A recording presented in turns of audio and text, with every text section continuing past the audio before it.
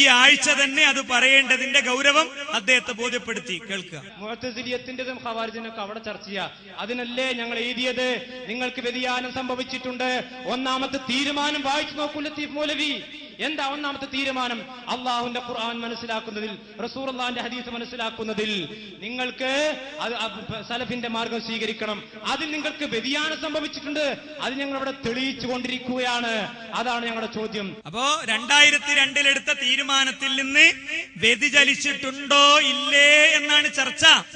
2002 എടുത്ത തീരുമാനത്തിൽ നിന്ന് വ്യതിചലിക്കുക 999-ലല്ല, 2003-ലും 2004-ലും 2005-ലും 2011-ലും 2039-ലും 2050-ലൊക്കെ തന്നെയാണ്. 2050-ൽ ചർച്ച വന്നാലും തിരുത്താത്തിടത്തോളം കാലം ഞങ്ങളത് ഉദ്ധരിക്കും. തിരുത്തിയാലോ? തിരുത്തിയത് 5 എണ്ണമാണെങ്കിൽ ആ തിരുത്തിയത് ഞങ്ങൾ തിരുത്തായി അംഗീകരിക്കും ആവർത്തിക്കാത്തിടത്തോളം കാലം. തിരുത്താത്ത ബാക്കി കാര്യങ്ങൾ ഉന്നയിക്കും. അതെന്തിനാ?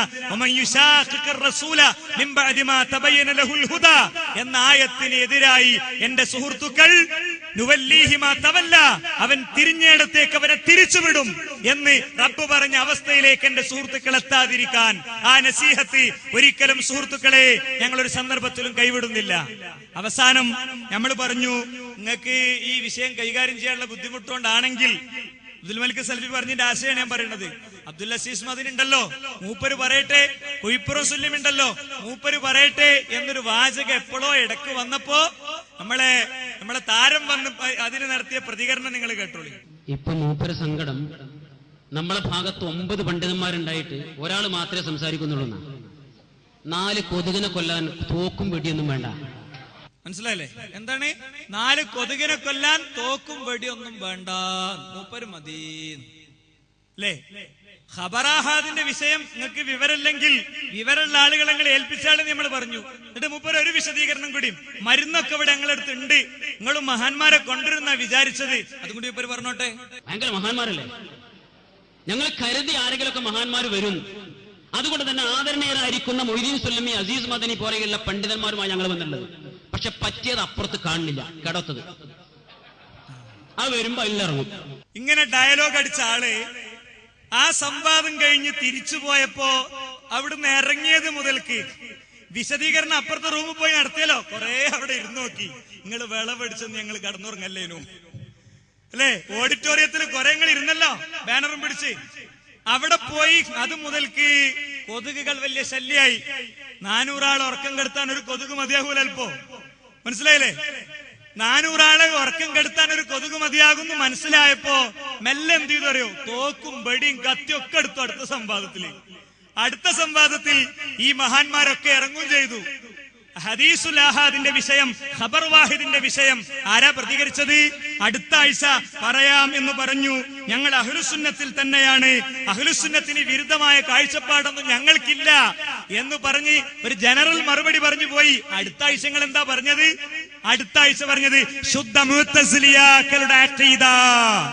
അബ്ദുൽ അസീസ് മദനിയുടെ ക്ലിപ്പൂടെ കാണിച്ചു. എന്താ? ഖബർ വാഹിദ് അത് വിശ്വാസ കാര്യങ്ങൾക്ക് പറ്റില്ല, അത് അമലിനെ പറ്റുകയുള്ളൂ. കേരളം ചോദിക്കുന്നു നിങ്ങളോട്, അഹ്ലുസുന്നയുടെ ഉലമാക്കളെ വെച്ച് ഈ നിലപാട് തെളിയിക്കാൻ കഴിയുമെങ്കിൽ അതാണ് നിങ്ങൾ തെളിയിക്കേണ്ടത്. CP വന്നപ്പോ ഞങ്ങൾ വിചാരിച്ചു CP കുറച്ച് കിതാബിയായി ഇങ്ങനത്തെ കാര്യങ്ങളൊക്കെ പറയണ്ടാകും. കാരണം ഞങ്ങളെ കൂട്ടത്തിൽ നിങ്ങൾ ഈച്ചാന്നറിഞ്ഞല്ലോ, ആ ഈച്ചന്റെയും താഴെ വല്ലതുണ്ടെങ്കിൽ അത്ര ചെറിയ ആൾക്കാരാണ് അതിന്റെ ശേഷം ഇവിടെ വിശദീകരണത്തിൽ സംസാരിച്ചത്. ഞങ്ങൾക്ക് മറുപടി പറയാൻ രണ്ടത്താണിയിൽ നിന്ന് വണ്ടി കയറി CP വന്നപ്പോൾ നിങ്ങളുടെ വൈജ്ഞാനിക പ്രതിസന്ധി പരിഹരിക്കാനാണ് അദ്ദേഹം വരുന്നതെന്നാ വിചാരിച്ചത്. ഞങ്ങൾ നിങ്ങളെ കളിയാക്കാനോ മോശാക്കാനോ പറഞ്ഞല്ല. നിങ്ങൾക്ക് ഈ വിഷയത്തിൽ വൈജ്ഞാനിക പ്രതിസന്ധി ഉണ്ട് സുഹൃത്തുക്കളെ. അതുകൊണ്ടാണ് തസ്ഹീഫ് ബാന്ന് എഴുതേണ്ടത് താനായത്. അതിനെപ്പറ്റി തെറ്റായ നിലക്കുള്ള വിശദീകരണങ്ങൾ പറഞ്ഞത്. അതുകൊണ്ടാണ് അൻകറ എന്നുള്ളതിന് അതിന്റെ ഭാഷാർത്ഥം പറഞ്ഞത്. ഇസ്തിലാഹിലേക്ക് നിങ്ങൾക്ക് പോകാൻ കഴിയാതെ വന്നത്. അതുകൊണ്ടാണ് ഹാർമോണിയത്തിന്റെ ഹദീസ് വായിച്ചപ്പോൾ നിങ്ങൾക്ക് മനസ്സിലാകാതിരുന്നത്. സുഹൃത്തുക്കളെ, നിങ്ങളുടെ മുന്നിൽ നിൽക്കുന്നവരുടെ വൈജ്ഞാനിക പ്രതിസന്ധി നിങ്ങളുടെ ഖബറിന്റെ പ്രതിസന്ധിയാകുന്നത് ഞങ്ങൾ പേടിക്കുന്നു. അള്ളാഹു നമ്മെ കാത്തുരക്ഷിക്കുമാറാകട്ടെ. അവസാനം പരലോകത്ത് വരുമ്പോൾ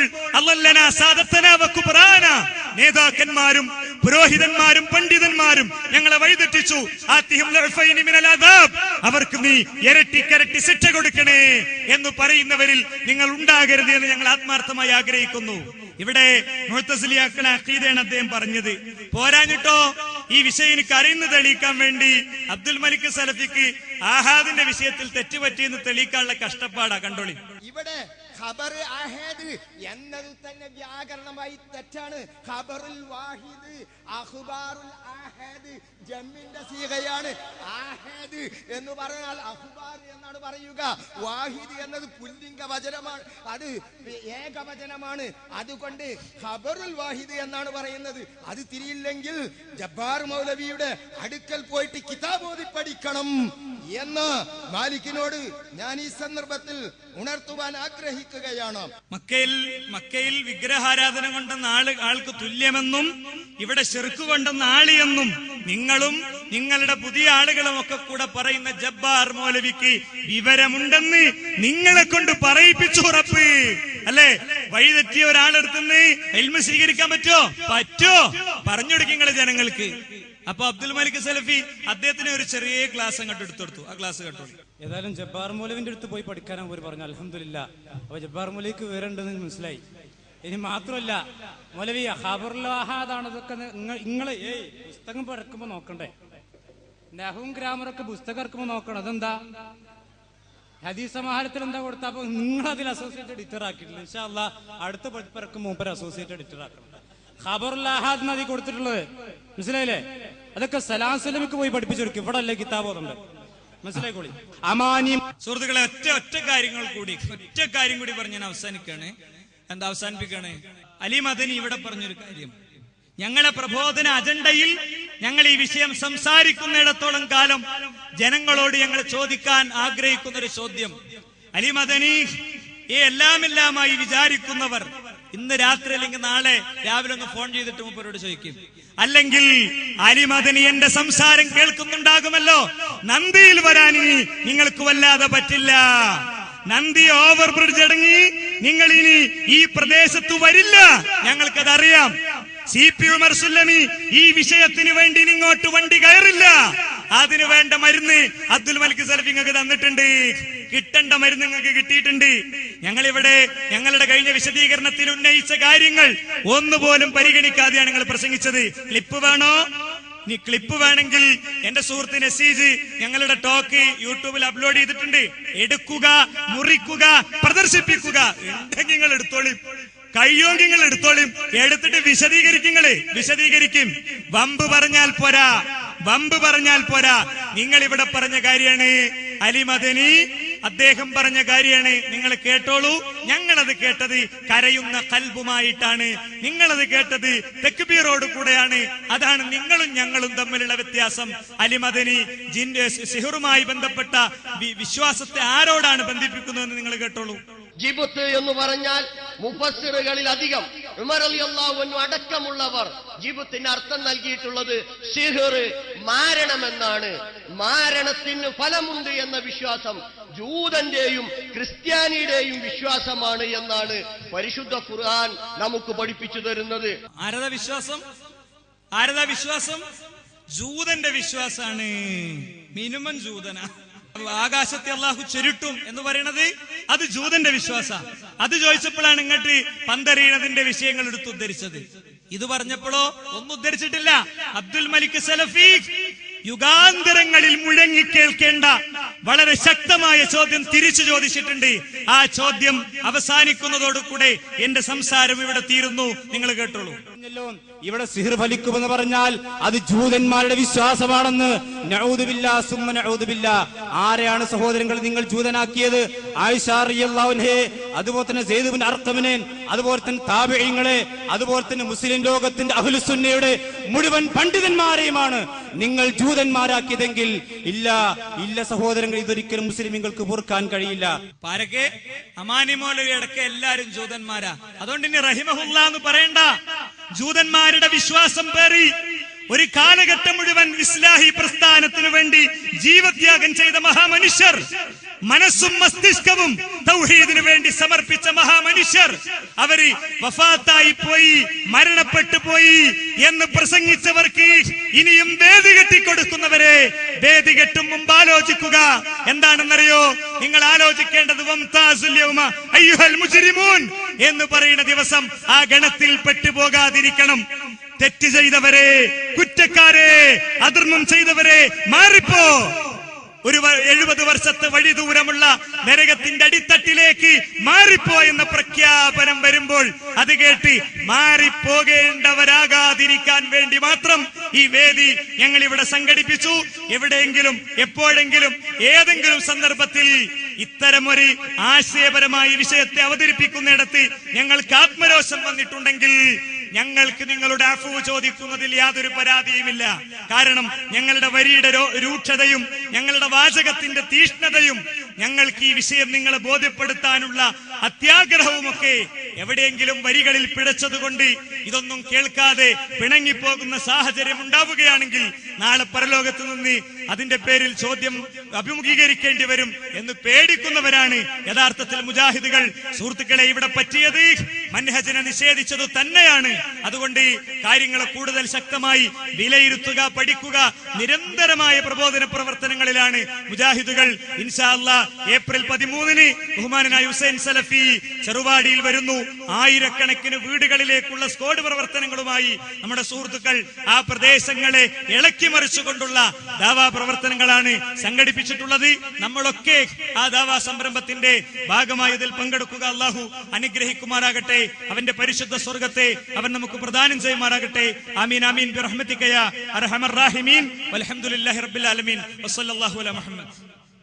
അസ്സലാമു അലൈക്കും വറഹ്മത്തുള്ളാഹി. ബിസ്മില്ലാഹിൽ അൽഹംദുലില്ലാഹ്. اللهم صل على محمد وعلى آل محمد كما صليت على إبراهيم وعلى آل إبراهيم إنك حميد مجيد. بسم الله الرحمن الرحيم. وما ينطق عن الهوى إن هو إلا وحي يوحى. ബഹുമാന്യരായ സഹോദരന്മാരെ, അല്ലാഹു സുബ്ഹാനഹു വ തആലയുടെ നിയമനിർദ്ദേശങ്ങൾ പരമാവധി പാലിക്കാൻ ശ്രമിച്ചുകൊണ്ട് മുത്തഖീങ്ങളായി ജീവിക്കണം എന്ന് ഒരിക്കൽ കൂടെ പ്രത്യേകം ഓർമ്മിപ്പിക്കുന്നു.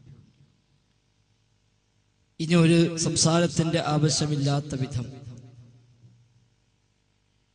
യാഥാർത്ഥ്യം ഗ്രഹിക്കണമെന്ന് ആഗ്രഹിക്കുന്ന മുഴുവൻ ആളുകൾക്കും ബോധ്യപ്പെടുമാറ് കാര്യങ്ങൾ ഇവിടെ വിശദീകരിക്കപ്പെട്ടു. ഈ ശബ്ദം ശ്രവിച്ച മുഴുവൻ ആളുകളോടും, വിശിഷ്യ മടവൂർ വിഭാഗത്തിലെ നേതാക്കന്മാരുടെ കൈകളിൽ സത്യമുണ്ട് എന്ന് ധരിക്കുന്ന ആ ഒരു മനസ്സോടുകൂടി ഇതിനെ വീക്ഷിക്കുന്ന ആളുകളോട് പ്രത്യേകിച്ചും സൂചിപ്പിക്കാനുള്ളത്, ധാരാളം വിഷയങ്ങൾ ഇവിടെ പ്രതിപാദിക്കപ്പെട്ടു. ഒരു കേവലമായ വാശിയോ വിജയിക്കാനുള്ള ആശയോ അല്ല ഇത്തരം സംസാരങ്ങൾക്ക് ഞങ്ങൾക്കൊന്നുമുള്ള പ്രചോദനം. ഇത് സംഘാടകർക്കും അതല്ല.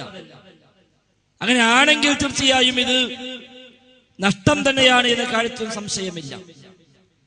നേരെ മറിച്ച് മുജാഹിദ് പ്രസ്ഥാനത്തിൽ ഉണ്ടായ ചില അഭിപ്രായ വ്യത്യാസങ്ങളുടെ പേരിൽ ചില ആളുകൾ മാറി നിന്നപ്പോൾ അവരുടെ കൈകളിലാണ് ശരിയായ ഖുർആനും സുന്നത്തും ഉള്ളത് എന്നും അവരാണ് ശരിയായ സലഫി ആദർശം പ്രതിനിധാനം ചെയ്യുന്നു എന്നും തെറ്റിദ്ധരിച്ചുകൊണ്ട് കൂടെ നിൽക്കുകയും അവസാനം സ്വന്തം ആളുകളായി എന്ന ഒറ്റക്കാരത്താൽ പറയുന്ന മുഴുവൻ കാര്യങ്ങളെയും ന്യായീകരിക്കാൻ ശ്രമിക്കുകയും ചെയ്യുന്ന സാഹചര്യമുണ്ടായപ്പോൾ യഥാർത്ഥത്തിൽ എത്രമാത്രം വലിയ അപകടത്തിലാണ് അത്തരം നേതാക്കന്മാർ ചെന്നുപെട്ടത് എന്നും എത്ര വലിയ ആഴമേറിയ ഗർത്തത്തിലേക്കാണ് അവർ ഈ ആളുകളെ നയിക്കുന്നത് എന്നും കൃത്യമായി ബോധ്യപ്പെടുത്താൻ മാത്രമാണ് ഇത്തരം വിശദീകരണങ്ങൾ സംഘടിപ്പിച്ചുകൊണ്ടിരിക്കുന്നത്. ഏകദേശം 10-12 കൊല്ലമായി നിലനിൽക്കുന്ന ഈ അഭിപ്രായ വ്യത്യാസങ്ങളിൽ ആദർശപരമായ വല്ലതുമുണ്ടോ എന്ന് ഇനിയൊരു സംശയവും ബാക്കിയില്ലാത്ത വിധം ഏതൊരാൾക്കും ബോധ്യമാകുമാറ് കാര്യങ്ങൾ വ്യക്തമാകുന്ന തരത്തിലായിരുന്നു 1-ാം തീയതിയും 8-ാം തീയതിയും നടന്ന സംവാദങ്ങൾ. അല്ലാഹുവിന്റെ വിശുദ്ധ ഖുർആനും പ്രവാചക വചനങ്ങളും മുസ്ലിം ലോകം ഏതൊരു ആദരവോട് കൂടിയാണോ ഇത്രയും കാലം 114 കാലം സ്വീകരിച്ചു പോകുന്നത്, ആ ആദരവുകളെ മുഴുവനും ചവിട്ടിത്തള്ളി എല്ലാം വലിച്ചെറിഞ്ഞ് എല്ലാം അട്ടിമറിച്ച് സാക്ഷാൽ മുഅ്തസിലി ആദർശം, ചേകന്നൂരിയൻ ആദർശം, അഖ്ലാനിയൻ ചിന്താഗതി കൊണ്ടുവരികയും തങ്ങളുടെ ബുദ്ധിക്ക് യോജിക്കാത്ത മുഴുവൻ പ്രമാണങ്ങളെയും, അത് ഹദീസാണെങ്കിലും ശരി ആയത്താണെങ്കിലും ശരി, തങ്ങളുടെ ബുദ്ധിക്ക് ഉൾക്കൊള്ളാൻ കഴിയാത്തവയെ ദുർവ്യാഖ്യാനിക്കുകയോ നിഷേധിക്കുകയോ പരിഹസിക്കുകയോ ഇനിയൊരു പക്ഷേ പുറത്തേക്ക് സ്വീകരിക്കുന്നുവെന്ന് പറയുന്നുവെങ്കിലും യഥാർത്ഥത്തിൽ അവ ആത്മാർത്ഥമായി ഉൾക്കൊള്ളാനുള്ള ഒരു മനസ്സില്ലാത്ത സാഹചര്യം ഉണ്ട് എന്നുള്ളത് ആ 2 സംവാദങ്ങളിലൂടെ ഇവിടെ ബോധ്യമായി കഴിഞ്ഞു. അതേപോലെ വിശുദ്ധ ഖുർആനെതിരാണ് ചില ഹദീസുകൾ എന്ന് അവർക്ക് തോന്നുകയും മുൻഗാമികളായ ഒരാളുടെയും പിൻബലമില്ലാതെ പിൻബലമില്ലാതെ സ്വന്തം ബുദ്ധിയും സ്വന്തം യുക്തിയും മാത്രം അടിസ്ഥാനമാക്കി വിശുദ്ധ ഖുർആനിന് ഈ ഹദീസ് എതിരാണ് എന്ന് അവർക്ക് തോന്നുകയും അതിനടിസ്ഥാനത്തിൽ മാത്രം ധാരാളം ഹദീസുകളെ പുതിയ ചില സാങ്കേതികതകൾ ഉണ്ടാക്കിയെടുത്ത് അതിന്റെ മറവിൽ തള്ളിക്കളയുന്ന, നിഷേധിക്കുന്ന, പരിഹസിക്കുന്ന പ്രവണതയാണ് സംവാദങ്ങൾ നമ്മൾ കേട്ടത്. അതിന്റെ വിശദീകരണമാണ് ഇവിടെ നാം ഇപ്പോൾ ശ്രമിച്ചത്. യഥാർത്ഥത്തിൽ അല്ലാഹുവിന്റെ കിതാബിന് വിരുദ്ധമായ ഒരൊറ്റ ഹദീസും അവന്റെ റസൂലിന്റെ നാവിൽ നിന്ന് ഉണ്ടാവില്ല എന്ന കാര്യത്തിൽ മുസ്ലിം ലോകത്ത് സംശയമില്ല. കാരണം വിശുദ്ധ ഖുർആൻ അല്ലാഹുവിന്റെ റസൂലിനെ കുറിച്ച് പഠിപ്പിച്ചത് വമാ യൻതിഖു അനിൽ ഹവാ ഇൻ ഹുവ ഇല്ലാ വഹ്യു യൂഹാ എന്നാണ്.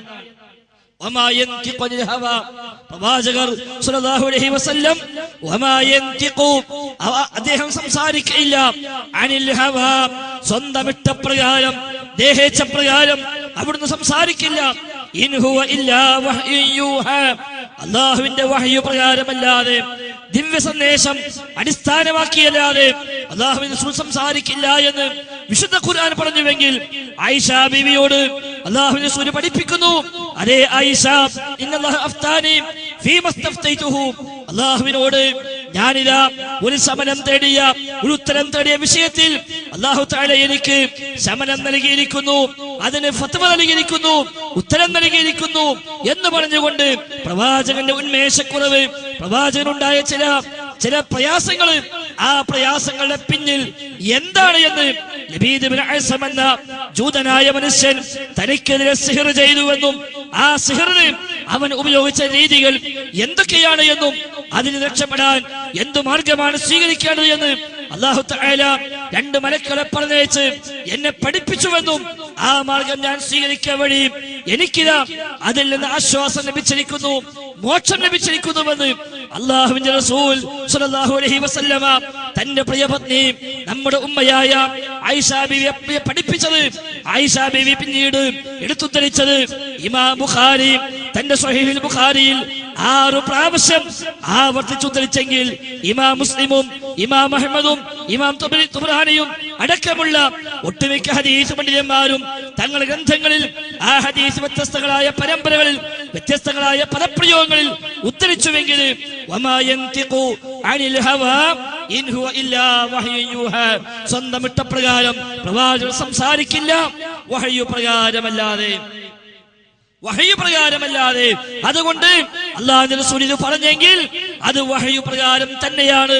അതുകൊണ്ട് ആ ഹദീസ് ഒരിക്കലും ഖുർആന് വിരുദ്ധമാകുന്ന പ്രശ്നമില്ല. പിന്നെ വിരുദ്ധമാണ് എന്ന് പണ്ടുകാലത്ത് പറഞ്ഞു മുഅ്തസിലിയാക്കളായ ആളുകൾ. മുഅ്തസിലിയാക്കൾ പറഞ്ഞു ഖുർആനെതിരാണ് എന്ന് നേരത്തെ വിശദീകരിക്കപ്പെട്ടു. ആ വിഷയം വളരെ വിശദമായി തന്നെ ഇമാം നവവി, ഇമാം അസ്ഖലാനി മുതൽ ഇങ്ങോട്ടുള്ള ഹദീസ് വിശദീകരിച്ച പണ്ഡിതന്മാരും അഹ്ലുസുന്നയുടെ മറ്റ് ഒട്ടുമിക്ക ആലിമീങ്ങളും വളരെ വിശദമായി മറുപടി നൽകുകയും മുഅ്തസിലിയത്തിന്റെ വാദത്തെ ഇല്ലാതാക്കുകയും ചെയ്ത ആ മുഅ്തസിലിയാക്കളുടെ ദുർന്യായങ്ങളെ വീണ്ടും പൊക്കിപ്പിടിച്ചുകൊണ്ട് ഈ ഹദീസ് ഖുർആനെതിരാണ് എന്ന വാദവുമായി വന്നപ്പോൾ തങ്ങളുടെ നേതാക്കന്മാർക്ക് ഇത്തരം ചില പിഴച്ച ആശയങ്ങൾ ഉണ്ട് എന്നറിയാതെ പെട്ടുപോയ അനുയായികൾ ഉണ്ടെങ്കിൽ അതവരെ ബോധ്യപ്പെടുത്താനാണ് ആ സംവാദത്തിന് മുജാഹിദ് പ്രസ്ഥാനം തയ്യാറായി വന്നത്. അതുകൊണ്ട് തന്നെയാണ് ഇത്തരം ഒരു ഖണ്ഡനത്തിന് അവസരമുണ്ടായപ്പോൾ വീണ്ടും അത് ഉപയോഗപ്പെടുത്താൻ ഞങ്ങൾ സന്നദ്ധമായത്. ആ ഒരു സിഹർ മാത്രമല്ല, അവിടെ ഇങ്ങോട്ട് പറഞ്ഞു എവിടെ വരെ എത്തി? നേരത്തെ വിശദീകരിക്കപ്പെട്ടു. ദജ്ജാലുമായി ബന്ധപ്പെട്ട വിഷയം, ഖബർ ശിക്ഷയുമായി ബന്ധപ്പെട്ട വിഷയം, സിറാത്ത് പാലവുമായി ബന്ധപ്പെട്ട വിഷയം, അങ്ങനെ തുടങ്ങി മുസ്ലിം ലോകത്ത് തർക്കമില്ലാത്ത വിധം, സുന്നി മുജാഹിദ് തർക്കം പോലുമില്ലാതെ നിരാക്ഷേപം സ്വീകരിക്കപ്പെട്ടു പോന്ന വിശ്വാസ കാര്യങ്ങളെപ്പോലും തള്ളിക്കളയുന്ന, പരിഹസിക്കുന്ന, ചോദ്യം ചെയ്യുന്ന ഈ നിലപാട് അഹ്ലുസുന്നയിൽ എന്തു മാതൃകയാണ് സഹോദര? ഇതിനുള്ളത് ആത്മാർത്ഥമായി ചിന്തിക്കുക. അതേപോലെ സംഗീതവുമായി ബന്ധപ്പെട്ട്, സംഗീത ഉപകരണങ്ങളുമായി ബന്ധപ്പെട്ടുള്ള പരാമർശങ്ങൾ വന്നു. ഹാർമോണിയുമായി ബന്ധപ്പെട്ട് വന്ന പരാമർശം വന്നു. ആ വിഷയത്തിലാണ് മടവൂർ സഹോദരന്മാർ ഒരു നോട്ടീസ് ഇവിടെ കൊടുത്തയച്ചിരിക്കുന്നത്. ഇൻഷാ അല്ലാഹ് അത് ഞാൻ വിശദീകരിക്കാം. അതിനു മുമ്പ് ചില കാര്യങ്ങൾ സൂചിപ്പിക്കാനുള്ളത്, ഈ സംഗീതവുമായി ബന്ധപ്പെട്ട് മുസ്ലിം ലോകത്ത് കൃത്യമായ നിലപാട് എല്ലാ കാലത്തുമുണ്ട്. പാട്ട് വേറെ, കവിത വേറെ, സംഗീതം വേറെ, സംഗീത ഉപകരണങ്ങൾ വേറെ, എല്ലാം കൂടെ കൂട്ടിക്കൊഴിച്ച് പാട്ടുമായി ബന്ധപ്പെട്ട് വന്ന ധാരാളം ഹദീസുകൾ കാണാൻ കഴിയും. സ്വഹാബിമാർ പലരും പാട്ട് പാടിയിട്ടുണ്ട്. സ്വഹാബിമാർ പലരും കവികളായിരുന്നു. ഹസ്സാൻ ഇബ്നു സാബിത്ത് അല്ലാഹുവിന്റെ റസൂലിന്റെ കവിയായിരുന്നു. അതേപോലെ അലി ഇബ്നു അബീ ത്വാലിബ് അറിയപ്പെട്ട കവിയായിരുന്നു. ഇമാം ഷാഫിഈ അറിയപ്പെട്ട കവിയായിരുന്നു. തർക്കമുള്ള വിഷയമല്ല. ആ കവിതകളെ, ആ പാട്ടുകളെ എടുത്തുദ്ധരിച്ചുകൊണ്ട് സംഗീതം അനുവദിക്കാൻ, മ്യൂസിക് അനുവദനീയമാക്കാൻ, ഹാർമോണിയും തബലയും വീണയുമെല്ലാം അനുവദനീയമാക്കി മാറ്റാനുള്ള ചില കുൽസിതമായ ശ്രമങ്ങൾ അത് ലോകത്ത് ആദ്യമായി ഉണ്ടാക്കി കൊണ്ടുവന്നത് യഥാർത്ഥത്തിൽ സൂഫികളാണ്. ഇത്തരം ഹദീസുകളെ, ഈ കത്തിൽ പറഞ്ഞ ഹദീസ് അടക്കം, ഈ കത്തിൽ മടവൂർ സഹോദരന്മാർ ഇങ്ങോട്ട് കൊടുത്തയച്ച ഈ കത്തിൽ ഇന്നാട്ടിലെ മടവൂർ സഹോദരന്മാർ ഉണ്ടാക്കിയതല്ല. ഞങ്ങൾക്കറിയാം, ദിവസങ്ങളായി ഫേസ്ബുക്കിൽ, വാട്സപ്പിൽ, യൂട്യൂബിൽ ഓടിക്കൊണ്ടിരിക്കുന്ന ഒരു നോട്ടീസാണിത്. തൽക്കാലം അതൊരു പ്രിന്റ് എടുത്ത് സമാധാനത്തിന് എന്തെങ്കിലും ചെയ്തു എന്ന് വരുത്താൻ വേണ്ടി ഇങ്ങോട്ട് കൊടുത്തയച്ചു എന്ന് മാത്രം. ഏതായാലും വിശദീകരിക്കാം. ഈ പറയുന്ന ഈ ഹദീസ്, ഈ നോട്ടീസിൽ പറഞ്ഞ ഹദീസ് ഉണ്ടല്ലോ, ഈ ഹദീസ് അടിസ്ഥാനമാക്കി, ഈ ഹദീസ് തെളിവാക്കിക്കൊണ്ട് ഇതിൽ നിന്ന് സംഗീതം അനുവദനീയമാണെന്ന്, സംഗീത ഉപകരണം അനുവദനീയമാണ് എന്ന് ആദ്യമായി വാദിച്ചത് യഥാർത്ഥത്തിൽ സൂഫികളാണ്. സൂഫികൾക്ക് സംഗീതം പറ്റും. സൂഫികൾക്ക് പറ്റുമെന്ന് മാത്രമല്ല, അവിടെ ഇബാദത്തിന്റെ ഭാഗമാണ് സംഗീതം. അങ്ങനെയാണ് ഇന്നും സൂഫികളുടെ ബാക്കി പത്രമായ സമസ്തക്കാർക്ക് ഇബാദത്തിന്റെ ഭാഗമായി ഇവിടെ സംഗീതങ്ങളും അതേപോലെ ദഫുകളും ബാൻഡ് വാദ്യങ്ങളും അതുപോലെയുള്ള ഉപകരണങ്ങളുമെല്ലാം പ്രവാചകന്റെ പേരിൽ, നബിദിന ആഘോഷത്തിന്റെ പേരിൽ, ജീലാനിയുടെ പേരിൽ എല്ലാം കടന്നു വന്നത് ആ സൂഫിസത്തിന്റെ ബാക്കി ഭാഗമാണ്. സൂഫികളുടെ നേതാക്കന്മാരായി അറിയപ്പെട്ടു പോന്ന സൂഫികൾ ഷെയ്ഖുൽ അക്ബർ എന്ന് പരിചയപ്പെടുത്തിയ ഇബ്നു അറബിയും അതേപോലെ അബൂ യസീദ് അൽ ബിസ്താമിയും പോലെയുള്ള പിഴച്ചുപോയ നിരീശ്വരവാദികൾ എന്നിവരെ മുസ്ലിം ലോകം അവരെ കുറിച്ച് പരാമർശിച്ച അത്തരം ശൈഖന്മാര് സംഗീത ഉപകരണങ്ങളെ മുഴുവൻ കൊണ്ടുവരികയും അതെല്ലാം ഇസ്ലാമിന്റെ പേരിൽ ഇബാദത്തിന്റെ മറവിൽ കൊണ്ടുവരികയും അങ്ങനെ പാടലും മുട്ടലും എല്ലാം ആരാധനയായി കുർബത്തായി കൊണ്ടുവരികയും ചെയ്തെങ്കിൽ അവർ തെളിവാക്കിയത് ഇത്തരം ഹദീസുകളെയായിരുന്നു. ആ ഹദീസിനെയാണിത് ആ സൂഫികളുടെ തൗഹീദ് ഏറ്റെടുത്ത ആളുകൾ ഇപ്പോൾ കൊണ്ടുവന്നിരിക്കുന്നത് എന്നത് അതൊരിക്കലും അതിശയമുള്ള കാര്യമല്ല. സൂഫികൾ പണ്ടുവന്ന തൗഹീദ് എന്താ? അഭൗതിക മാർഗത്തിൽ അല്ലാഹു അല്ലാത്തവർ സഹായിക്കുമെന്നാണ്. അഭൗതിക മാർഗത്തിൽ ജിന്നും മലക്കും സഹായിക്കുമെന്നാണ്. അഭൗതിക മാർഗത്തിൽ മഹാന്മാർ സഹായിക്കുമെന്നാണ് സൂഫികൾ പറഞ്ഞു വെച്ചത്. മുജാഹിദ് പ്രസ്ഥാനം പ്രമാണം അടിസ്ഥാനമാക്കി, ഖുർആനും സുന്നത്തും അടിസ്ഥാനമാക്കി നാളിതുവരെയും സമൂഹത്തെ പഠിപ്പിച്ചത് ഇല്ല. അഭൗതിക മാർഗത്തിൽ അല്ലാഹു മാത്രമേ സഹായിക്കൂ, അല്ലാഹു മാത്രമേ ഉപകാരം ചെയ്യൂ, അല്ലാഹു മാത്രമേ ഉപദ്രവമേൽപ്പിക്കൂ എന്നാണ് മുജാഹിദ് പ്രസ്ഥാനം പ്രമാണം അടിസ്ഥാനമാക്കി നാളിതുവരെയും പഠിപ്പിച്ചത്. കേരളത്തിലാണെങ്കിലും അല്ല ലോകത്തെ ഏതു ഭാഗത്താണെങ്കിലും നമുക്ക് ആ സാമ്യത, ആ അധ്യാപന രംഗത്ത് സലഫി ഉലമാക്കൾക്കിടയിൽ കാണാൻ സാധിക്കുന്നു. KM മൗലവി റഹിമഹുല്ലാഹ് മുജാഹിദ് പ്രസ്ഥാനത്തിന് ഒരു സംഘടനാ സംവിധാനം ഉണ്ടാക്കി കൊടുക്കാൻ മുമ്പിൽ നിന്ന നേതാവാണല്ലോ KM മൗലവി റഹിമഹുല്ലാഹ്. അദ്ദേഹത്തിന്റെ അദ്ദുആ വൽ ഇബാദ എന്ന അറബി മലയാളത്തിൽ എഴുതി കേരള ജംഇയ്യത്തുൽ ഉലമ പുറത്തിറക്കിയ പുസ്തകത്തിന്റെ 7ാമത്തെ പേജിൽ KM മൗലവി റഹിമഹുല്ലാഹ് അന്ന് രേഖപ്പെടുത്തി വെച്ചു. അന്ന് രേഖപ്പെടുത്തി വെച്ചു. 65 കൊല്ലങ്ങൾക്ക് മുമ്പ് KM മൗലവി രേഖപ്പെടുത്തി വെച്ചു. ജിന്നാവട്ടെ, മലക്കാവട്ടെ, നബിയാകട്ടെ, വലിയാകട്ടെ, ഹയാത്തുള്ളവരാകട്ടെ, മരിച്ചവരാകട്ടെ, അവർക്കാർക്കും തന്നെ ആദിയായ സബബുകൾക്ക് അതീതമായ കഴിവുകൾ ഇല്ല എന്ന് KM മൗലവി രേഖപ്പെടുത്തി വെച്ചു. സ്ക്രീനിൽ കാണാം നിങ്ങൾക്ക് ആ ഭാഗം. ആരാണെങ്കിലും ശരി, മരിച്ചവരാണെങ്കിലും ജീവിച്ചിട്ടുള്ളവരാണെങ്കിലും ജിന്നാണെങ്കിലും മലക്കാണെങ്കിലും ആരാണെങ്കിലും ശരി, ആദിയായ സബബുകൾക്ക് അപ്പുറമുള്ള കാര്യകാരണ ബന്ധങ്ങൾക്ക് അതീതമായ അഭൗതിക മാർഗത്തിലുള്ള കഴിവുകൾ ഒരൊറ്റ സൃഷ്ടിക്കുമില്ല. അത് അള്ളാഹുവിന് മാത്രമേയുള്ളൂ. അവിടുന്ന് ഇങ്ങോട്ട് കണ്ണൂർ അബ്ദുൽ ഖാദർ മൗലവി അത് രേഖപ്പെടുത്തിയിട്ടുണ്ട്. എണ്ണത്താണ് സയ്യിദ് മൗലവി അത് രേഖപ്പെടുത്തിയിട്ടുണ്ട്. K ഉമർ മൗലവി അത് രേഖപ്പെടുത്തിയിട്ടുണ്ട്. മുഹമ്മദ് അമാനി മൗലവി അത് രേഖപ്പെടുത്തിയിട്ടുണ്ട്. അതേപോലെ K കുഞ്ഞീദ് മദനി അത് രേഖപ്പെടുത്തിയിട്ടുണ്ട്. AP അബ്ദുൽ ഖാദർ മൗലവി പോലും അത് രേഖപ്പെടുത്തിയിട്ടുണ്ട്. ഇക്കഴിഞ്ഞ കോഴിക്കോട് അണിഞ്ഞിലം സമ്മേളനത്തിന്റെ ഭാഗമായി പുറത്തിറക്കിയ നവോത്ഥാനത്തിന്റെ നൂറ്റാണ്ട് എന്ന പുസ്തകത്തിന്റെ 5-ാമത്തെ പേജിൽ പോലും രേഖപ്പെടുത്തി വെച്ചു. കാര്യകാരണ ബന്ധങ്ങൾക്ക് അതീതമായി മനുഷ്യ ജീവിതത്തിൽ ഇടപെടാൻ സാധിക്കുന്ന ഒരേ ഒരു ശക്തി പ്രപഞ്ചനാഥനായ അള്ളാഹു മാത്രമാണെന്നാണ് ഇസ്ലാം പഠിപ്പിക്കുന്നത് എന്ന് ആ പുസ്തകത്തിന്റെ 5-ാമത്തെ പേജിലും രേഖപ്പെടുത്തി വെച്ചു. അതായിരുന്നു സൂഫികൾക്ക് മുജാഹിദ് പ്രസ്ഥാനം നൽകിയ മറുപടി. എന്നാൽ 2002 സൂഫികൾ തൗഹീദ് അബ്ദുസ്സലാം സുലൈമി ഏറ്റെടുത്തു. അവിടെയാണ് യഥാർത്ഥത്തിൽ ഈ ഹദീസുകളെല്ലാം ഇവർക്ക് തിരസ്കരിക്കേണ്ടി വന്നത്. സൂഫികളിലേക്ക് എത്തിയതുമില്ല, ഇവിടുന്ന് വിടുകയും ചെയ്തു. അബ്ദുസ്സലാം സുലൈമി അവിടെയാ മധ്യത്തിലാ നിന്നത്. പക്ഷെ ഇപ്പൊ ചില സുല്ലമിമാര് അതിനപ്പുറത്തേക്ക് കൂടി കടന്ന് പൂർണ്ണമായും അങ്ങോട്ടെത്തി എന്നതിന് മറ്റൊരു വശം. അതുകൊണ്ടാണല്ലോ നന്ദിപ്പള്ളിയും താക്കോലടക്കം അവിഹിതമായി ചില കേന്ദ്രങ്ങളിൽ കൊണ്ടുപോയി ഏൽപ്പിക്കുമെന്ന് പ്രഖ്യാപിക്കേണ്ടി വന്നത്. നമ്മുടെ വിഷയം അതല്ല, പോട്ടെ. ഏതായിരുന്നാലും ശരി, സൂഫികളുടെ തൗഹീദ് എന്താ, ഹമീദ് ഫൈസി അമ്പലക്കളവ് പറഞ്ഞോട്ടെ അവരെ വിശ്വാസം എന്താ എന്നുള്ളത്. ഇങ്ങനെ അവർ പറയാൻ കാരണം യഥാർത്ഥത്തിൽ സുന്നത്ത് ജമാഅത്തിനെ അംഗീകരിക്കുന്ന 14 നൂറ്റാണ്ട് കാലത്തെ മുസ്ലിം ജനകോടികൾ മുഴുവൻ മഹാത്മാക്കളിൽ നിന്ന് മറഞ്ഞ വഴിക്ക് ഗുണം കിട്ടുമെന്ന് പ്രതീക്ഷിക്കുന്നവരാ. മഹാത്മാക്കളിൽ നിന്ന് അഭൗതികമായ നിലയ്ക്ക് സഹായം കിട്ടുമെന്ന് പ്രതീക്ഷിക്കുന്നവരാ. മഹാത്മാക്കളിൽ നിന്ന് അദൃശ്യമായ നിലയിൽ സഹായം കിട്ടുമെന്ന് പ്രതീക്ഷിക്കുന്നവരാ. മഹാത്മാക്കളിൽ നിന്ന് കാര്യകാരണ ബന്ധങ്ങൾക്ക് അതീതമായി ഗുണം കിട്ടുമെന്ന് പ്രതീക്ഷിക്കുന്നവരാ. അതെ, അപ്പൊ 1400 കൊല്ലത്തെ അഹ്ലുസുന്ന ഇങ്ങനെ വിശ്വസിക്കുന്നു എന്ന് പറയാനാ ശ്രമിക്കുന്നത്. യഥാർത്ഥത്തിൽ അഹ്ലുസുന്നക്ക് ആ വിശ്വാസമില്ല. 114 കാലം ആ വിശ്വാസമില്ല. സൂഫികൾ ആ വിശ്വാസം കൊണ്ടുവന്നു. അതും ഒരുപാട് കാലങ്ങൾ കഴിഞ്ഞതിന് ശേഷം.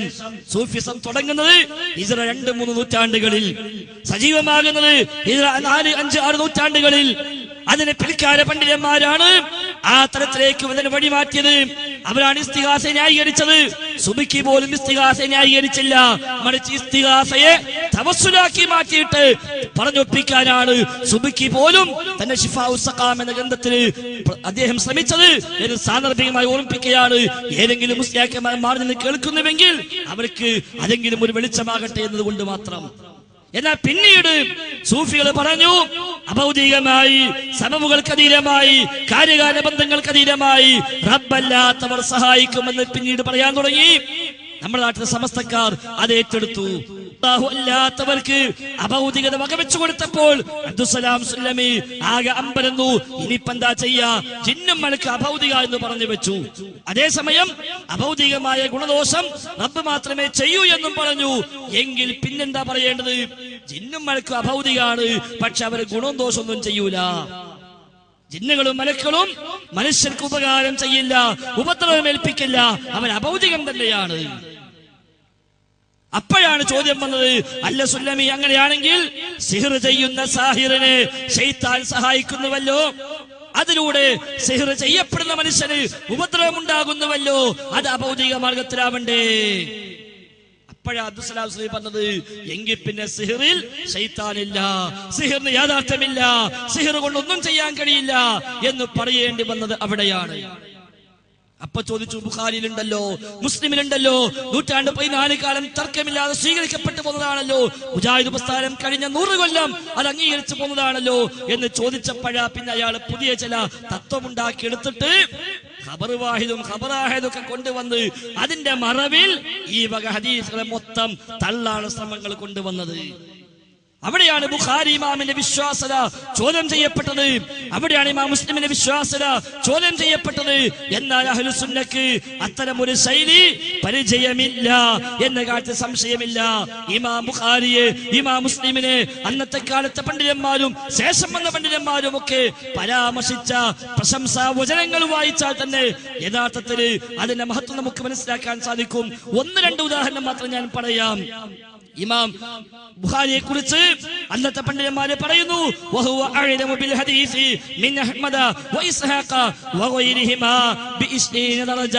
ഇമാം അഹ്മദ് ഹംബലിനേക്കാളും അതേപോലെ ഇസ്ഹാഖ് ബിൻ റഹവയേക്കാളും എല്ലാം 20 ഇരട്ടി ഹദീസിന്റെ വിഷയത്തിൽ ഇൽമുള്ളവരാണ് ഇമാം ബുഖാരി എന്ന് മാത്രമല്ല, വമൻ ഖാല ഫീഹി ഷൈഅൻ, ഇമാം ബുഖാരിയെ കുറിച്ച് ആരെങ്കിലും വല്ല ആക്ഷേപവും പറഞ്ഞാൽ, ഇമാം ബുഖാരിയെ കുറിച്ച് ആരെങ്കിലും വല്ല ആക്ഷേപവും പറഞ്ഞാൽ ഫഅലൈഹി മിന്നി അൽഫ ലഅന, അവന് എന്റെ 1000 ശാപമെന്ന് പോലും പറഞ്ഞ പണ്ഡിതന്മാരെ ആ കാലഘട്ടങ്ങളിൽ നമുക്ക് കാണാൻ സാധിക്കുന്നു.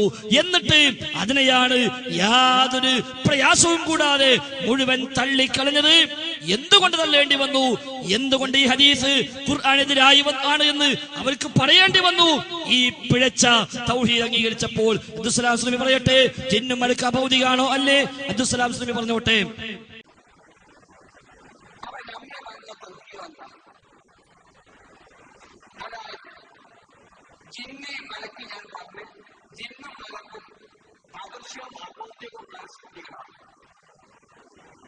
നമ്മൾ പറഞ്ഞ തൗഹീദാണ് എന്ന് പറഞ്ഞിട്ടാണ് അയാൾ പരിചയപ്പെടുത്തിയത്. ജിന്നും മലക്കും അദൃശ്യവും അഭൗതികവുമാണ്. അവിടെയാണ് പ്രശ്നം വന്നത്. അവിടെയാണ് അസ്ല് തെറ്റിയത്. കെ എം മൗലവി പറഞ്ഞു, ജിന്നാവട്ടെ മലക്കാവട്ടെ ഹയാത്തുള്ളവരാകട്ടെ മരിച്ചവരാകട്ടെ സബബിനതീതമായ കഴിവുകൾ അവർക്കാർക്കുമില്ല, അള്ളാഹുവിന് മാത്രമേയുള്ളൂ. അത് പറഞ്ഞപ്പോൾ കെ എം മൗലവിക്ക് സിഹിർ പ്രശ്നമില്ല, സിഹിർ അംഗീകരിക്കാൻ പ്രയാസമുണ്ടായില്ല. എന്നാൽ അള്ളാഹു അല്ലാത്തവർക്ക് അദൃശ്യവും അഭൗതികവും വകവെച്ചു കൊടുത്തപ്പോഴോ സിഹിറിന്റെ ഹദീസ് എടുക്കാൻ പ്രയാസം. അപ്പൊ ഖുർആനെതിരാണ് എന്ന് കണ്ടുപിടിച്ചു. ജിന്നുബാധ ഖുർആനെതിരാണ് എന്ന് കണ്ടുപിടിച്ചു. ദജ്ജാൽ വന്നിട്ട് കാട്ടിക്കൂട്ടുന്ന കുറെ അത്ഭുത സംഭവങ്ങളെ ഹദീസിൽ പരാമർശിക്കുന്നുണ്ട്. അതൊരിക്കലും അംഗീകരിക്കാൻ കഴിയുന്നില്ല. കാരണം എന്താ? അതൊക്കെ ഉണ്ടെങ്കിൽ പിന്നെ അഭൗതിക കഴിവ് ദജ്ജാലിലുണ്ടെന്ന് പറയേണ്ടി വരൂലേ? അപ്പൊ എന്താ ചെയ്യാ? നമുക്ക് ദജ്ജാലില്ല എന്ന് പറയാ. ദുർവ്യാഖ്യാനിച്ചൊപ്പിച്ചു. എന്നിട്ട് പറഞ്ഞു നേരത്തെ അബ്ദുൽ മാലിക് സലഫി വായിച്ചല്ലോ, അബ്ദുസ്സലാം സുലൈമി വിമർശിക്കുന്നവര് പോലും മസീഹു ദജ്ജാലാണ് എന്ന രൂപത്തിലേക്ക് മാറ്റിമറിച്ചത്. അവിടെയാണ് സഹോദരന്മാരെ അബദ്ധം പറ്റിയത്. ആ സൂഫികളെ തൗഹീദ് സമസ്തക്കാരുടെ തൗഹീദ് അതിവർ ഏറ്റെടുത്തു.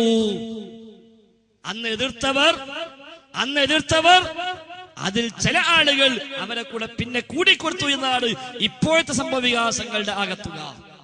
അന്ന് അവരെ എതിർത്തവർ അമീർ ഫൈസിയുടെ തലതിരിഞ്ഞ തൗഹീദിനെ വിമർശിക്കുകയും മടവൂർ സഹോദരന്മാരുടെ ആദർശ വ്യതിയാനങ്ങളെ നന്ദി ടൗണിൽ വന്ന് അതിനെ വിമർശിച്ചുകൊണ്ട് ഈ സമൂഹത്തിന് ബോധ്യപ്പെടുത്തി കൊടുക്കാൻ ശ്രമിക്കുകയും ചെയ്ത അന്നത്തെ മുജാഹിദ് പ്രസ്ഥാനത്തെ പ്രഭാഷകരായിരുന്ന ഹനീഫ് കായിക്കൊടി ഇവിടുന്നാണല്ലോ പറഞ്ഞത് അങ്ങനെ വല്ലതും കാണിക്കുകയാണെങ്കിൽ നന്ദിപ്പള്ളി പൂട്ടി ചാവി അവിടെ തരാം. അവസാനം കുറച്ച് കഴിഞ്ഞപ്പോ മൂപ്പര് പറയാ, ചാവി അവിടെ കൊടുക്കേണ്ടത് തന്നെയാണ്. കാരണം തൗഹീദ് അവരുടേതാ ശരി. സഹോദരന്മാരെ, പള്ളിയുടെ ചാവി കൈവശമുള്ളവർ ആത്മാർത്ഥമായി ആലോചിച്ചോ സംഘടനാ പക്ഷപാതിത്വങ്ങൾക്കപ്പുറത്ത് എന്താ സംഭവിച്ചത് എന്ന് ആത്മാർത്ഥമായി ചിന്തിച്ചോ. നമ്മൾ കേട്ടു ഹമീദ് ഫൈസി പറഞ്ഞത് എന്ത്? മഹാന്മാര് അല്ലാഹു അല്ലാത്തവര് അവരിൽ നിന്നൊക്കെ അഭൗതിക മാർഗത്തിന് ഗുണം കിട്ടും, സഹായം കിട്ടും എന്ന് വിശ്വസിക്കുന്നു എന്ന് ഹമീദ് ഫൈസി. ജിന്നും മലക്ക് അഭൗതികമാണ് എന്ന് അബ്ദുസ്സലാം സുല്ലമി. ഇനി അതുതന്നെ അബ്ദുറഹ്മാൻ സുല്ലമി മങ്കട, അദ്ദേഹം അതേ വാദം പറയുന്നു. ഇവയെല്ലാം ചെയ്യുന്ന ചെയ്തികളൊക്കെ, കിട്ടുന്ന സഹായങ്ങളൊക്കെ അദൃശ്യ മാർഗത്തിലെ സഹായമാണ്. പറയട്ടെ, ആ ജിന്നിന്റെ കഴിവ് അദൃശ്യമായ കഴിവാണ്, അഭൗതികമായ കഴിവാണ്. അതുകൊണ്ട് അദൃശ്യമായ ജിന്നിനോട് ആ ജിന്നിന്റെ കഴിവിൽപ്പെട്ടത് ചോദിക്കുന്നത് അദൃശ്യമായ രീതിയിലുള്ള ചോദ്യമാണ്, അഭൗതികമായ രീതിയിലുള്ള ചോദ്യമാണ്. അതുകൊണ്ട് അതുകൊണ്ടാണ് ജിന്നിന്റെ കഴിവിൽപ്പെട്ടത് ചോദിക്കുന്നതും ശിർക്കാണ് എന്ന് പറയുന്നത്. അപ്പൊ കണ്ടോ, ജിന്നിന്റെ കഴിവ്, ജിന്നിന് കിട്ടുന്ന സഹായങ്ങള് അതൊക്കെ അദൃശ്യമായ കഴിവാണ്. നമ്മൾ ഇത്രയും കാലം പഠിപ്പിച്ചതോ അദൃശ്യമായ കഴിവ് അള്ളാഹുവിന് മാത്രം, അദൃശ്യമായ കഴിവ് അള്ളാഹുവിന് മാത്രം. ഈ അബ്ദുറഹ്മാൻ സലഫി പറഞ്ഞു അദൃശ്യമായ കഴിവാണ് ജിന്നിന്റെ കഴിവ്. ജിന്നിന്റെ കഴിവ് അദൃശ്യ കഴിവ്. സമസ്തക്കാര് പറഞ്ഞതോ ജിന്നിനും മലക്കിനും മഹാന്മാർക്കും അദൃശ്യമായ കഴിവുണ്ട്, അദൃശ്യമാകത്ത് സഹായിക്കാൻ കഴിയും. സൂഫികളുടെ വിശ്വാസം അത് തന്നെ. അഹ്ലുസുന്നയുടെ വിശ്വാസം കിതാബുൽ സുന്നത്ത് അടിസ്ഥാനമാക്കി മുജാഹിദ് പ്രസ്ഥാനം ഈ കാലം അത്രയും പഠിപ്പിച്ചതോ അദൃശ്യമായ കഴിവ് അള്ളാഹുവിന് മാത്രമേയുള്ളൂ, അവന്റെ പടപ്പുകളിൽ ആർക്കുമില്ല. ഇവിടെയാണ് സഹോദരന്മാരെ അട്ടിമറി നടക്കുന്നത്. ഇവിടേക്ക് എത്തിയപ്പോ യഥാർത്ഥത്തിൽ ശിർക്കാണ് സംഭവിച്ചത്. റഹ്മാനായ റബ്ബിന്റെ പല വിശേഷങ്ങളും റബ്ബല്ലാത്തവർക്ക് വകവെച്ചു കൊടുക്കുന്ന സാഹചര്യമുണ്ടായി. ഈ വിശ്വാസമുണ്ടായപ്പോൾ സമസ്തക്കാർക്ക് പറയാൻ പറ്റി, മഹാന്മാർ അള്ളാഹു കാണും പോലെ കാണും, അള്ളാഹു കേൾക്കും പോലെ കേൾക്കും, അള്ളാഹു സഹായിക്കും പോലെ സഹായിക്കും. എന്തുകൊണ്ട് അദൃശ്യ മാർഗത്തിൽ മഹാന്മാർ കഴിവുണ്ടെന്ന് വിശ്വസിച്ചു. ജിന്നിനും മലക്കും അദൃശ്യമായ കഴിവുണ്ടെന്നാലോ അടുത്ത ഭാവിയിൽ പറയേണ്ടി വരും, ജിന്നും മലക്കും അല്ല കാണും പോലെ കാണും, അല്ല കേൾക്കും പോലെ കേൾക്കും. അവിടെയും നിൽക്കില്ല. പറഞ്ഞു എവിടെത്തി? ഖലീൽ ബുഖാരി, ഇബ്രാഹിമുൽ ഖലീൽ ബുഖാരി അദ്ദേഹം അവതാരിക എഴുതിക്കൊണ്ട് സമസ്തക്കാരെ പുറത്തിറക്കിയ മങ്കൂസ് മൗലിദിന്റെ പുതിയൊരു പരിഭാഷയുണ്ട് സഹോദരന്മാരെ. മങ്കൂസ് മൗലിദിന്റെ പരിഭാഷ അലി ഫൈസി എന്ന് പറയുന്ന AP വിഭാഗം സുന്നികളുടെ നേതാവ് എഴുതിയ മങ്കൂസ് മൗലിദിന്റെ പരിഭാഷ. ആരാ അവതാരിക? ഇബ്രാഹിമുൽ ഖലീൽ ബുഖാരി കടലുണ്ടി. അയാൾ അവതാരിക എഴുതി എന്ന് മാത്രമല്ല, അയാൾ അവതാരിക സന്ദേശം, ആ സന്ദേശത്തിൽ അയാൾ പറയുകയാണ്, ഈ ഉത്തമ കൃതി ഓരോ വിശ്വാസിയും വായിച്ചറിഞ്ഞിരിക്കേണ്ടതാണ്. ഓരോ വിശ്വാസിയും വായിച്ചറിഞ്ഞിരിക്കേണ്ട പുസ്തകമായി പരിചയപ്പെടുത്തിയ ഈ ബുക്കിന്റെ 60ാമത്തെ പേജിന് പച്ചയായി എഴുതി വെച്ചതെന്താ? ഒരു കോണം കൊടുത്തിട്ട്, ത്രികോണം കൊടുത്തിട്ട് അല്ലാഹുവിന്റെ റസൂലിന്റെ മുതുകിലുള്ള പ്രവാചക മുദ്രയിൽ എഴുതി വെച്ചിരിക്കുന്നു എന്ന് പറഞ്ഞുകൊണ്ട് വ്യാജമായി എഴുതി വിട്ടതെന്താ? നിങ്ങൾക്ക് കാണാം സ്ക്രീനിൽ എന്താ ഉള്ളത്, കണ്ടോ നിങ്ങൾ മേലെ? അല്ലാഹു ലാ വഹ്ദ, അല്ലാഹു ലാ വഹ്ദ, അല്ലാഹു ഏകനല്ല. പിന്നെയോ ശരീകുൻ ലഹു മുഹമ്മദുൻ, അല്ലാഹുവിന്റെ ശരീക്കാണ്, അല്ലാഹുവിന്റെ പങ്കുകാരനാണ് മുഹമ്മദ് നബി. ഇന്നാ ലില്ലാഹി വ ഇന്നാ ഇലൈഹി റാജിഊൻ. കണ്ടോ സഹോദര, ജിന്നും മലക്കും മഹാന്മാരും അദൃശ്യമായ കഴിവുള്ളവരാണ് എന്ന്, അഭൗതികമായ കഴിവുള്ളവരാണ് എന്ന് പറഞ്ഞു വെച്ചപ്പോൾ അവസാനം എത്തിപ്പെട്ടത് എവിടെയാ? നമ്മൾ ഇത്രയും കാലം പറഞ്ഞത് ശിർക്കാണ്, അപ്പൊ പറഞ്ഞു ഞങ്ങളെ മുശ്രിക്കാക്കാണ്, ഞങ്ങളെ മേൽ ശിർക്കാരോപിക്കുകയാണ്. എവിടെ എത്തി സഹോദര? അല്ലാഹു വഹ്ദഹു എന്ന് മുസ്ലിങ്ങൾ പറയുമ്പോൾ വഹ്ദഹു ലാ ശരീക ലഹു, അല്ലാഹു ഏകനാണ്, പങ്കുകാരില്ല എന്ന് മുസ്ലിങ്ങൾ വിശ്വസിക്കുമ്പോൾ ഇതാ സമസ്തക്കാരെ വിശ്വാസമായി പഠിപ്പിച്ചതോ അല്ലാഹു ലാ വഹ്ദ, അല്ലാഹു ഏകനല്ല. പിന്നെയോ ശരീകുൻ ലഹു മുഹമ്മദ്, അല്ലാഹുക്ക് ശരീക്കുണ്ട്, ആ ശരീക്കാരാ മുഹമ്മദുൻ അബ്ദുഹു വറസൂലുഹു, അല്ലാഹുവിന്റെ അടിമയും അല്ലാഹുവിന്റെ റസൂലുമായ മുഹമ്മദ് അല്ലാഹുവിന്റെ ശരീക്കാകുന്നു. നന്ദി ദാറുസ്സലാമിന് ശബ്ദം കേൾക്കുന്ന ആളുകളോടും പള്ളി പൂട്ടി ചാവി കൊടുക്കാൻ ശ്രമിച്ച കായക്കൊടിയോടും പറയാനുള്ളത്, പള്ളി പൂട്ടി അവിടെയല്ല കൊടുക്കേണ്ടത്, ദാറുസ്സലാം പൂട്ടിയിട്ട് ആ ചാവിയും ഈ ചാവിയും കൂടെ മുജാഹിദീങ്ങളെ ഏൽപ്പിക്കുകയാണ് വേണ്ടത് സഹോദര, എന്നാലേ രക്ഷപ്പെടൂ. എല്ലാ പക്ഷപാതവും മാറ്റിവെച്ച് ആത്മാർത്ഥമായി ചിന്തിച്ചോ എവിടേക്കായി എത്തുന്നത്. അച്ചടിപ്പിശകല്ല ഇത്. കോളം വരച്ച് എഴുതി എന്നിട്ടോ കഴിഞ്ഞില്ല, പിന്നെ കൊടുത്തത് എന്താ? വുളൂ ചെയ്ത് ആദരവോടെ രാവിലെയും വൈകുന്നേരവും യാത്രാ സമയങ്ങളിലും മറ്റും ഇതിലേക്ക് നോക്കുന്നതിലും ഇത് സൂക്ഷിക്കുന്നതിലും ധാരാളം നേട്ടങ്ങൾ ലഭിക്കും. വുളൂ ചെയ്ത് രാവിലെയും വൈകുന്നേരം ഇതിങ്ങനെ നോക്കിന്നാല് ഒരുപാട് നേട്ടം കിട്ടും. ഇമാം തുർമുദി പറഞ്ഞ, ഏത് തുർമുദിയെ പറഞ്ഞ നമുക്കറിയില്ല. മുസ്ലിമീങ്ങൾക്ക് പരിചയമുള്ള ഇമാം തുർമുദിയുണ്ട്, അദ്ദേഹം അത് പറഞ്ഞിട്ടില്ല. ഈ രൂപത്തിൽ പച്ചയായ ശിർക്കിലേക്ക് അവരെത്തി. കാരണം എന്താ? അടിസ്ഥാനം പൊളിഞ്ഞു. ആ അടിസ്ഥാനമാണ് സഹോദരന്മാരെ ഇപ്പോൾ ഇവിടെ ചില ആളുകൾ പൊളിക്കാൻ ശ്രമിക്കുന്നത്. അവരുടെ പക്കലാണ് യഥാർത്ഥ KNM എന്ന്, യഥാർത്ഥ മുജാഹിദ് പ്രസ്ഥാനമെന്ന് തെറ്റിദ്ധരിച്ചവരുണ്ടെങ്കിൽ തിരിച്ചറിഞ്ഞോ? ഇല്ല കൂട്ടരെ, രക്ഷപ്പെടാവുന്ന മാർഗമല്ല. ഞാൻ പറയാൻ കാരണം ഈ സൂഫികൾ തൗഹീദ് സ്വീകരിച്ചപ്പോഴാണ് സംഗീതവും ഹാർമോണിയൊക്കെ സൂഫികളിൽ നിന്ന് ഈ മടവൂർ വിഭാഗത്തിലേക്ക് ചേക്കേറിയത്. അത് പറയാനാണ് ഞാൻ പറഞ്ഞത്. ഇവർ കൊടുത്ത ഹദീസ് അതാ, പെരുന്നാൾ ദിവസവുമായി ബന്ധപ്പെട്ട ഹദീസ്. മുജാഹിദീങ്ങൾ കാലങ്ങളായി പെരുന്നാൾ ഖുത്ബയിൽ പരാമർശിക്കാറുള്ള ഒരുപാട് പുസ്തകങ്ങൾ എഴുതി വെച്ച തർക്കമില്ല സ്വീകരിച്ചു പോരുന്ന ഇമാം ബുഖാരി മുസ്ലിം ഉദ്ധരിക്കുന്ന ഹദീസ് എന്താ? അല്ലാഹുവിന്റെ റസൂല് പെരുന്നാൾ ദിവസം റസൂലുള്ളാഹിന്റെ പള്ളിയിൽ 2 കുട്ടികൾ വന്ന് പാട്ടുപാടിയ സംഭവം, അതേപോലെ അഭ്യാസ പയറ്റ് നടത്തിയ സംഭവം, അല്ലാഹുവിന്റെ റസൂലിന്റെ പത്നി ആയിഷ ബീവി അത് കണ്ടിരുന്ന സംഭവം, സുദീഖുൽ അക്ബർ വന്നിട്ട് ആക്ഷേപിച്ചുവല്ലോ, അല്ലാഹുവിന്റെ റസൂലിന്റെ അടുത്താണോ ഈ പൈശാചികമായ കുഴിലൂത്ത് നടത്തുന്നത് എന്ന് ചോദിച്ച സംഭവം. റസൂലുള്ളാഹിമായ അബൂബക്കർ അവരെ വിട്ടേക്കുക. കാരണം എന്താ? എല്ലാ ജനതക്കും ഒരു ആഘോഷമുണ്ട്, ഇന്ന് നമ്മുടെ ആഘോഷമാകുന്നു. ഇതാണ് ഹദീസ്. ആ ഹദീസിൽ നിന്ന് തെളിവെടുത്തിട്ടാണ് എന്ത് ചെയ്യണത്? ഇപ്പൊ ഹാർമോണിയം ന്യായീകരിക്കാൻ ശ്രമിക്കുന്നത്. സംവാദത്തിന് പരാമർശിച്ച, നമ്മൾ ചോദ്യം ചെയ്ത ഹാർമോണിയത്തെ ഹദീസ് എന്താ? നമ്മൾ നേരത്തെ കേട്ടു. ജാഹിലിയ്യ കാലത്തുണ്ടായ സംഭവം അല്ലാഹുവിന്റെ റസൂൽ ആയിഷ ബീവിക്ക് പറഞ്ഞു കൊടുക്കുക. എന്തിന്? ഒരു നല്ല ഭാര്യയും നല്ല ഭർത്താവും അത് എങ്ങനെയാകണം എന്നതിന് അല്ലാഹുവിന്റെ റസൂൽ ആയിഷ ബീവിക്ക് ഒരു കഥ പറഞ്ഞു കൊടുക്കുക. അതാണ് സംഗതി. ഒരു കഥ പറഞ്ഞു കൊടുത്തു. അത് ഇമാം ബുഖാരി ഉദ്ധരിച്ചു. ആ കഥയിൽ റസൂൽ പറയാ, 11 സ്ത്രീകൾ ഒരുമിച്ച് കൂടി. എന്നിട്ട് 11 സ്ത്രീകളും തീരുമാനിച്ചു, നമ്മളെ ഭർത്താക്കന്മാര് എല്ലാ മേന്മയും എല്ലാ സ്വഭാവവും നമ്മൾ തുറന്നു പറയാം. അപ്പൊ ഓരോ പെണ്ണും ഓരോ ഭർത്താക്കന്മാരുടെ മേന്മ അങ്ങനെ പറയാൻ തുടങ്ങി. അതിന് 10ാമത്തെ പെണ്ണ് പറഞ്ഞു, എന്റെ ഭർത്താവ് മാലിക്കാണ്. ആ മാലിക് എന്ന് പറഞ്ഞാല് നിങ്ങളെ 9 ആളെ ഭർത്താക്കന്മാരെക്കാളും വളരെ മുന്തിയ മനുഷ്യനാണ്. ധാരാളമായി സ്വതക്ക ചെയ്യുന്ന ആളാ, അതിഥികൾക്ക് അങ്ങേയറ്റം വാരിക്കോരി കൊടുക്കുന്ന ആളാ. എന്നിട്ട് പറഞ്ഞത്, ആ ഭർത്താവിന്റെ കൊടുതിയെ പറ്റി പറഞ്ഞപ്പോഴാ പറഞ്ഞത്, ഞങ്ങളെ വീട്ടില് ഒരുപാട് ഒട്ടകമുണ്ട്, ആ ഒട്ടകം വീടിന് സമീപത്താ കിട്ടുന്നത്. അതുകൊണ്ട് വീണയുടെ കുഴലൂത്തിന്റെ അല്ലെങ്കിൽ സംഗീത ഉപകരണങ്ങളുടെ ശബ്ദം കേട്ടാൽ ഒട്ടകങ്ങൾ ഉറപ്പിക്കും നമ്മളെ കഥ കഴിഞ്ഞു. അതെന്താ? അതിഥികൾ വന്നാല് അവിടെ പാട്ടും കൂത്തും മദ്യവും മാംസവും എല്ലാമാണ് ആ വീട്ടില്.